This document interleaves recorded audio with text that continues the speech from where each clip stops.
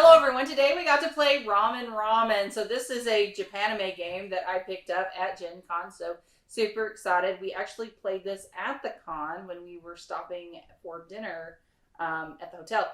So we were actually able to play it at the table, no problem.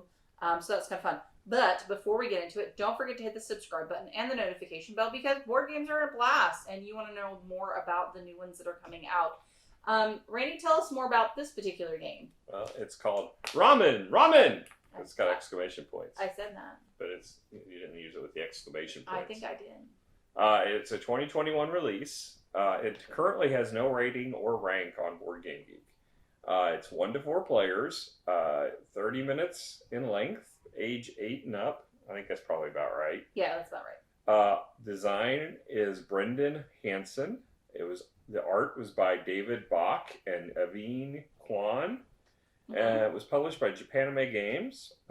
Looks like it right now is for sale on Amazon for $14.99. So I don't know what the MSRP is. I couldn't find the MSRP, but it's selling for about $15. I don't remember what I paid for it. Hopefully it wasn't more than $15, but it probably was. No. I think this was in the $10 section. Actually, oh, okay. To be quite honest. Which, considering the size and shipping, so basically they were selling for what they got for it. It's not a gouge in any stretch. No. Not $15 is fine. Whatever. I think this was in the $10 game section. I don't remember. All right, so let's talk about quality of pieces. So actually, I like the card quality. I think is actually pretty good. Yeah, they're decent. It's a little bit thin, but not too bad. But it's got a texture on it. It's got a linen finish on one side. I'm not sure if it's both sides. Yeah, it's not a heavy linen finish, but I do like the thickness. The feel of it's fine. I'm actually completely okay with these cards, specifically for this game. The mat itself, now this does have a linen finish, the actual soup bowls. The top is linen finish. I like that. You're making ramen, guys. Yeah. So overall quality pieces, all there is cards. It's nice quality cards. What do you rate it at? I'm probably about a 6. I can't see giving it too much more than that. There's just nothing to it, and the cards they're going to finish, but it looks like it's only on one side. It is only on one side. I mean, but I do like the thickness and everything. I agree with that. It's good. 6 is fine. All right. So let's talk about theme. You're making ramen, guys, and so I like ramen. Ramen is delicious. You have a bunch of different ingredients. You can't give your opinion on ramen. I can. I do not like the seasoning used. I do not care for any of the ingredients, and I don't know what half of these things are. So listen. Sometimes you can't help people, okay? And my husband is one of them as far as his eclectic nature on food, his lack of one. Anyway, but let's get into it.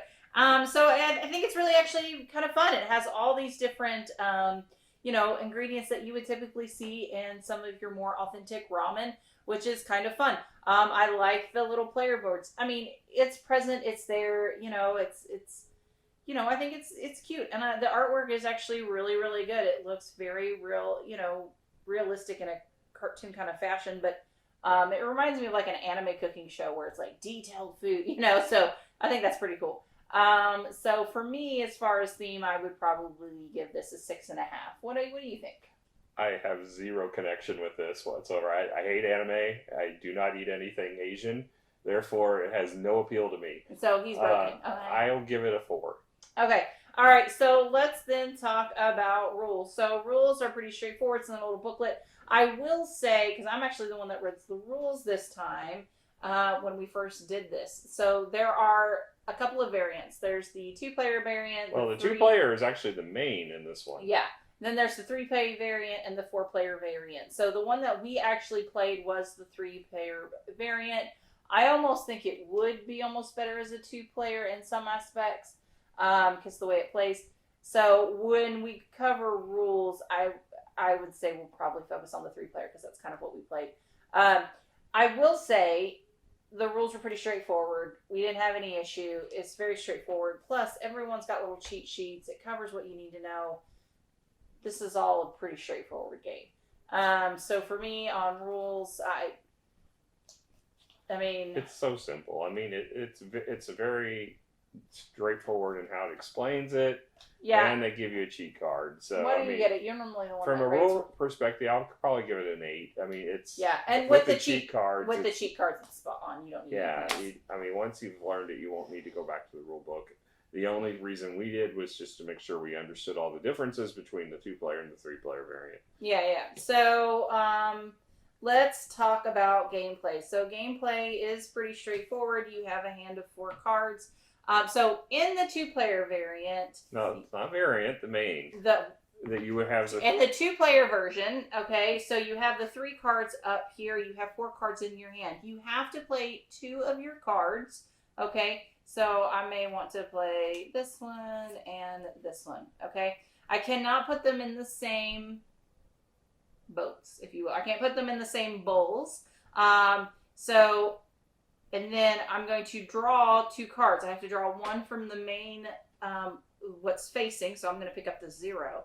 And then I have to pick up one from here, okay? Well, first you replace the one from there, and then you draw from the top.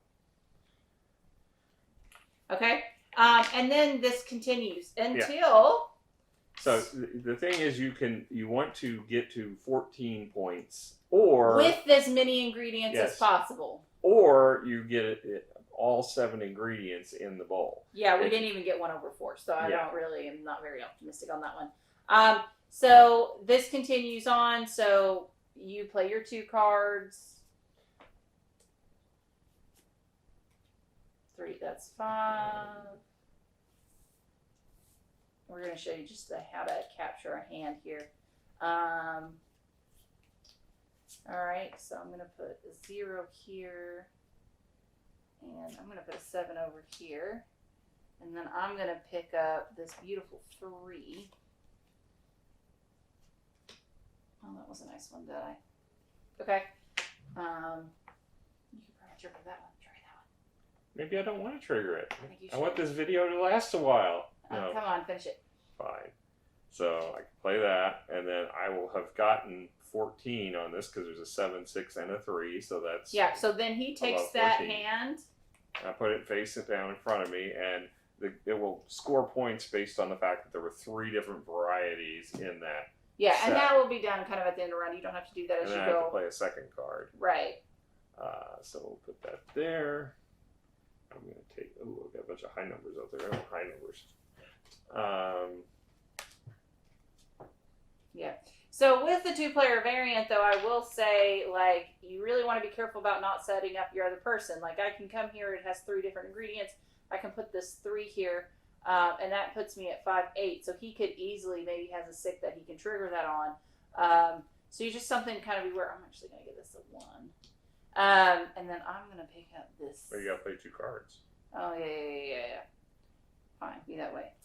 5. Okay. And then I'm going to pick up a high number somewhere. I guess I don't have choices here. There's a 7 right there in front of you. Yeah, but that already has it there. I guess I'll take it. Whatever. And then, okay. So you want to be careful not to set up your player. Now, 3 players are a little bit different. 3 players, everyone has their own bowl. And so you play 1 in your bowl, and then you play 1 in one of the opponent's bowls. Other than that, it's the same thing. You get what's in your thing. You know, there, the goal is you're trying to drop big numbers into other people's bowls. Or the same kind of thing. Like, oh, you already have this. You know, you may have a 2 of this in that player. Well, I'll put this 7 down. He didn't get a point for that, and it flipped him over. You know, so you want to either play the same kind that they already have because it's not going to give them a victory point, but you want to increase their number so they will flip over. So that's a little, I think 3 players a little more attacky versus 2's a little more strategic. What was the difference with the 4-player? I don't remember. You play teams. It's 2-player with teams. Oh. So exciting. That one I don't think we would play with that maybe. I mean, maybe if you had kids that you were working with together or something. So overall, this is a very light-hearted game, making ramen. It's fine. I mean, it's fine.